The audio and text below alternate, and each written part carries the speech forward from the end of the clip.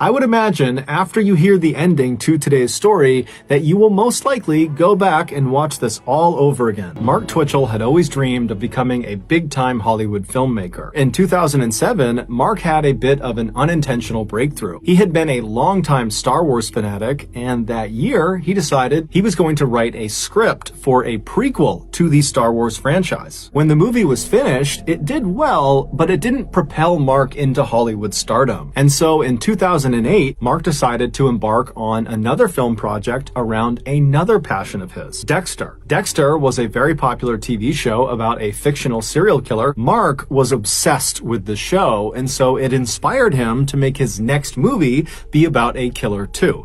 Except instead of it being fiction like Dexter, he wanted his movie to be at least based on real events. At the time he was thinking about doing this movie, there was this uncaught murderer terrorizing Edmonton, and so Mark decided the Edmonton killer would be his star. Mark would spend the next several weeks obsessively researching the Edmonton killer and his victims and establishing a clear timeline of what had happened with this case. He used that research to concoct a 42-page first draft of the script. And as soon as he was done with that first draft, it somehow got leaked. And when it got leaked, the contents of this script were so shocking and so controversial that the script wound up in the hands of the Edmonton police. And when they read the script, they immediately recognized they had a big problem.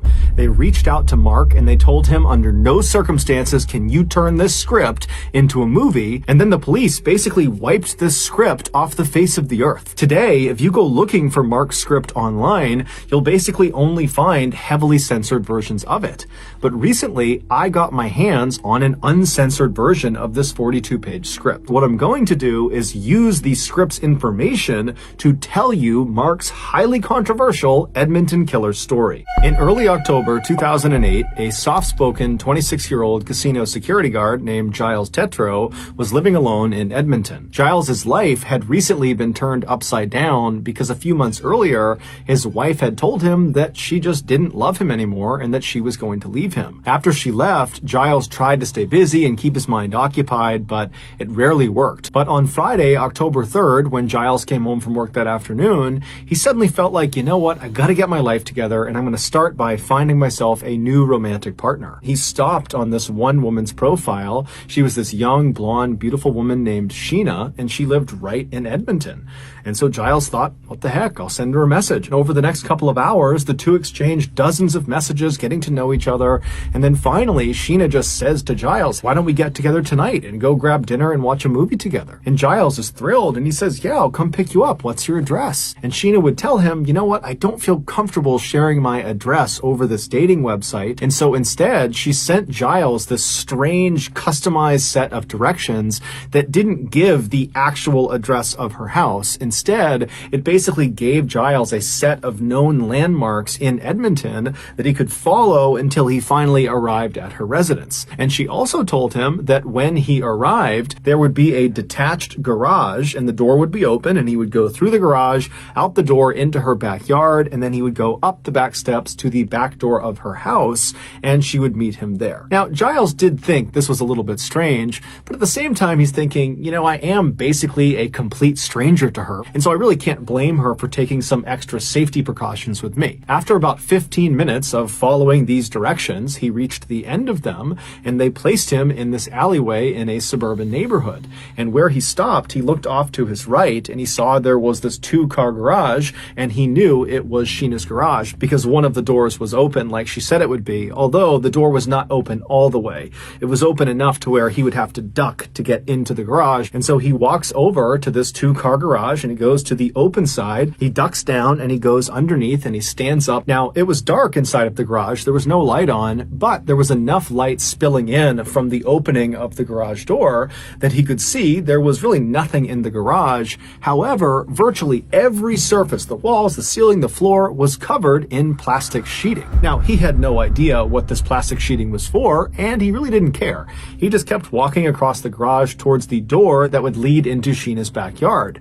And when he reached that door, he reached down to the door handle and he was about to turn it when he felt a blinding pain in the back of his neck. He whipped around, and even though it was dark inside of this garage, he could clearly see this huge man in a black and gold hockey mask standing right in front of him, holding a stun baton. Giles tries to run past him to try to get out of the garage, but the man grabs him and then takes his stun baton and drives it into Giles' stomach, and he pulls the trigger. And immediately, Giles feels this coursing pain in his torso, and he falls to the ground, and then this man in the mask releases the trigger, and Giles tries to scramble up to his feet to try to run out of the garage. But as soon as Giles turns around, he stops where he is, because he sees this huge guy in the mask is standing between him and this open garage door, and he's now holding a gun in his hand, and he's aiming it right at Giles. And so Giles freezes. He has no idea what's going on, and this man who's got this mask on barks at Giles to get on the ground and put your face on the ground. And so Giles at this point is thinking, I'm going to get killed in here. I have nothing I can do. I'm completely defenseless here. And so he just does what he's told, and he lies down on the plastic sheeting, and he's totally terrified.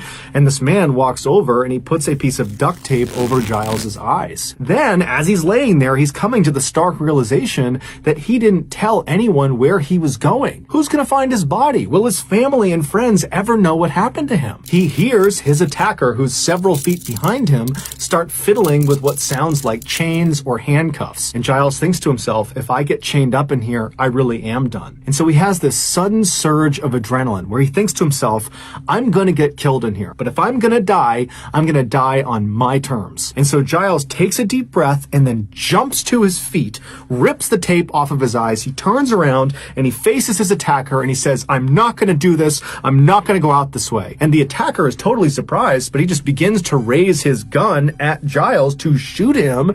And Giles lunges forward and he grabs the barrel of the gun and he pushes it away from him. And as soon as he does that, Giles realizes something. The gun is made of plastic. It's fake. And so Giles is suddenly so confident, he grabs the arms of his attacker and he tries to kick the guy in the legs, but the attacker is so much bigger and stronger than Giles that he just headbutts Giles. Giles goes flying to the ground and his attacker jumps on top of him and begins punching him, but Giles is so high on adrenaline, he can't feel any of the blows. All he's trying to do this whole time as he's getting pummeled is just find a way to stand up and run out of this garage. Just get out, escape. And amazingly, against all odds, he does manage in between blows to wriggle his way out of the attacker's grasp. But as he begins to run towards that opening in the garage door, the attacker grabs him by the jacket. And so Giles twists himself and he actually comes out of the jacket.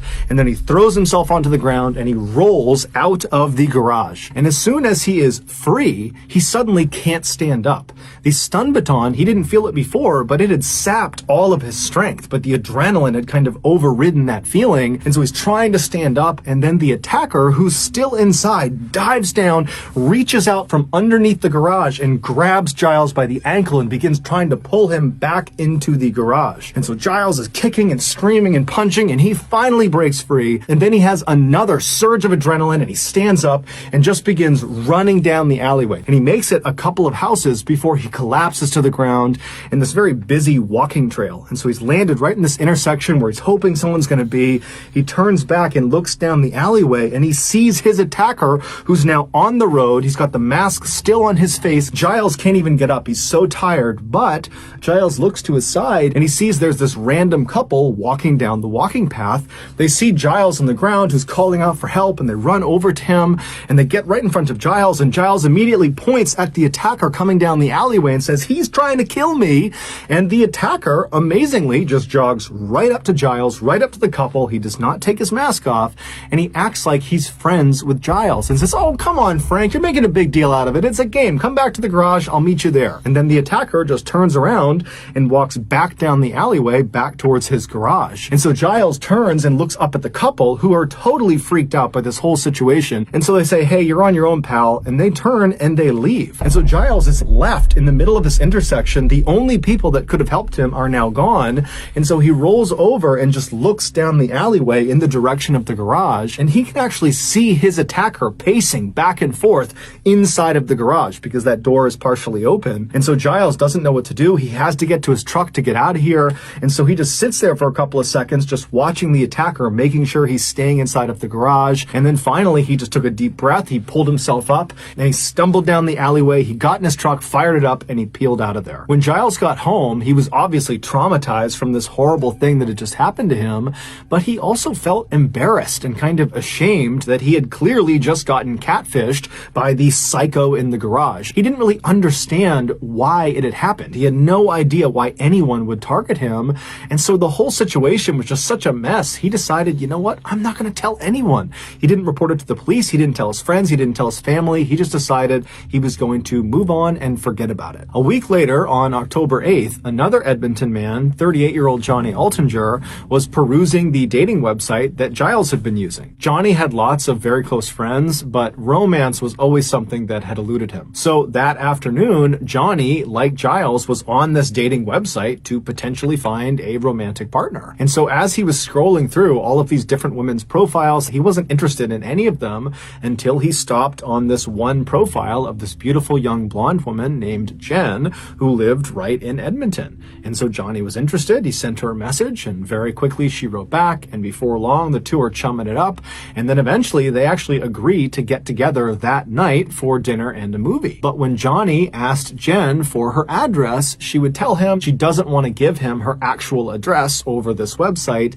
and so instead she gave him a set of very strange directions. And so Johnny definitely thought these directions were very strange, but he was really eager to meet up with Jen, and so he really didn't care. He forwarded Jen's email that included her very strange directions. He sent those directions to one of his very close friends, and he kind of jokingly included a message that was like, hey, if I go missing tonight, this is where I'm going. And then Johnny hopped in his car and he left. The directions brought Johnny to the same garage in the same alleyway that Giles had been to a week earlier. And when Johnny came to a stop in front of Jen's two-car garage with one of the doors partially open, he saw there were lights still on inside of the garage, and he saw someone walking around inside. And so he parks his car and he's thinking, okay, you know, Jen might be inside of this garage and I'm early, but maybe I'll just walk over and say hi to her. I'm sure she wouldn't mind. And so Johnny turns off his car, he gets out, and he starts walking over to this half-open garage door. And as he gets closer and closer, the lights in the garage go off.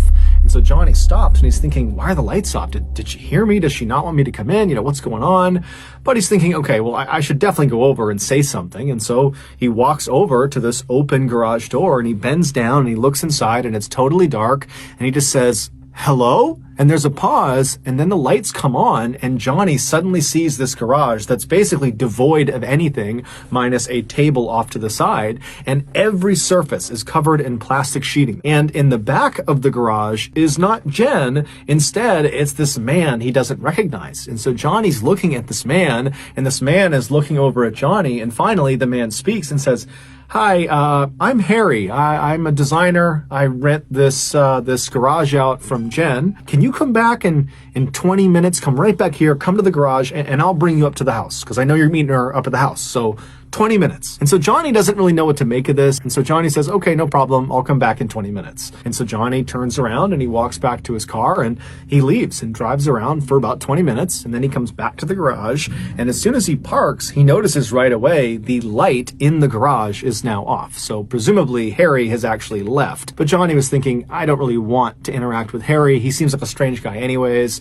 And so he counts this as a win. And so Johnny parks his car. He hops out. He walks over to the garage. He bends down and goes inside of the garage. He stands up and he walks across the plastic-lined floor to the door that's going to lead out into Jen's backyard. But before he reaches that door, something smashes into the back of his head. And immediately Johnny is horribly dazed and he instinctively throws his hands up to protect his head. And he begins spinning around trying to figure out who or what had just hit him. And as soon as he turns around, he sees in the shadows is the figure of none other than the man he saw before, Harry. And Harry is holding a big metal pipe. And immediately when Johnny sees him, he begins screaming, "Police, police, police!" And Harry just winds up and wails on Johnny with this metal pipe. And Johnny's trying to turn around and get away from Harry, but Harry just keeps moving around him and beating him with this pipe until finally Johnny collapses on the ground, but he's not unconscious. And so Johnny is kind of shielding his head and he's looking up at Harry, who's now just standing over him. And Johnny begins pleading with Harry, I'll give you money, I'll give you anything, just please let me go. And so Harry smiles and he says, "You promise you won't tell anyone if I let you go?" But before Johnny could answer this, Harry winds up with his pipe and he brings it crashing down on Johnny's face. But amazingly, this does not knock Johnny unconscious. Instead, Johnny grabs the pipe after it hits him in the head and he holds onto it to prevent Harry from hitting him again. And so at this point, Harry is frustrated that Johnny is still putting up this huge fight. And so with one hand holding onto this pipe that Johnny has the other end of, Harry reaches down with his other hand and he unsheaths a hunting knife.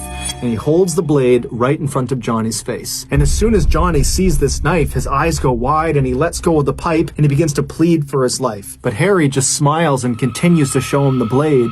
And then at some point he grabs Johnny's shoulder, he pulls the knife back and he plunges it into Johnny's stomach. And then finally Harry pulls the knife out of his stomach and then plunges it into the side of Johnny's neck. As Harry watched Johnny die, he had this pang of regret. He thought to himself, why didn't I play more mind games with him before I killed him? I'll do that with the next one. After Johnny died, Harry would dismember and bag up Johnny's body, and then he would roll up all of the plastic from the walls and the ceiling. He'd gather that all up, and then a couple of days later, he would dump both Johnny's body parts and all of the plastic containing all of the evidence down a nearby sewer drain. At this point in the story, Mark's script just kind of comes to an abrupt end. We don't know what Harry did after getting rid of Johnny's body and the evidence because Mark just didn't write it. It was like he didn't finish the script. And there's a reason for that, and it's the same reason the police stepped in and stopped Mark from making this script into a movie. At the time they read his script, the police had already figured out who owned the garage where Giles and Johnny were attacked. Johnny's friend, the one who Johnny had forwarded Jen's email that had those strange directions, well, that friend gave those directions to the police once Johnny had been reported missing. And so the police followed these strange directions to this garage, and they discovered it was not owned by some young, beautiful blonde named Jen or Sheena. It was not owned by some designer named Harry. It was owned by a young, up-and-coming filmmaker named Mark Twitchell. But to this point, Mark had been extremely cooperative with police and allowed them to search it, and they found nothing. And he explained to them he was not remotely the only person with access to this garage, not by a long shot. But when police searched Mark's laptop, they found a hidden document, and this document was his 42-page script. And when they read it, they saw there was a huge issue. Giles, the first victim of the Edmonton killer, had eventually gotten over his embarrassment and shame, and he went to the Edmonton police and he told them in detail what happened to him inside of that garage. But Giles was so scared he had not told anybody else what had happened. The only people who knew were himself and the Edmonton police. Yet somehow, in Mark's script, the account of what happened to Giles was exactly correct. Mark had been so desperate to make his killer in his new movie as good as Dexter in the TV show that Mark decided he needed to literally become Dexter in real life. He needed to know exactly what it felt like to lure an unsuspecting victim into a kill room and murder them so that he'd be able to more accurately write about it in his script. It would be the most authentic killer movie ever, and it would be his ticket to Hollywood. And so after Mark used a fake dating profile to trap and then attack Giles, he wrote about it, and that became his script. And then when he did the same thing to Johnny and then actually successfully killed and disposed of him, he sat down and wrote about that experience too and tacked it onto the end of the Giles attack. He was literally living his movie and writing the script in real time. The title that Mark gave his script was SK Confessions, which stood for Serial Killer Confessions. And that's exactly what the script was. It was a real confession. And based on the way his script just kind of abruptly ends without any sort of conclusion, it seems fairly obvious that Mark was planning to kill more people and then incorporate those experiences into this script. Ultimately, though, the script that was found by police was used to convict Mark of murder, and he is currently serving life in prison. Just know that I really appreciate your support, and until next time, that's going to do it. See ya.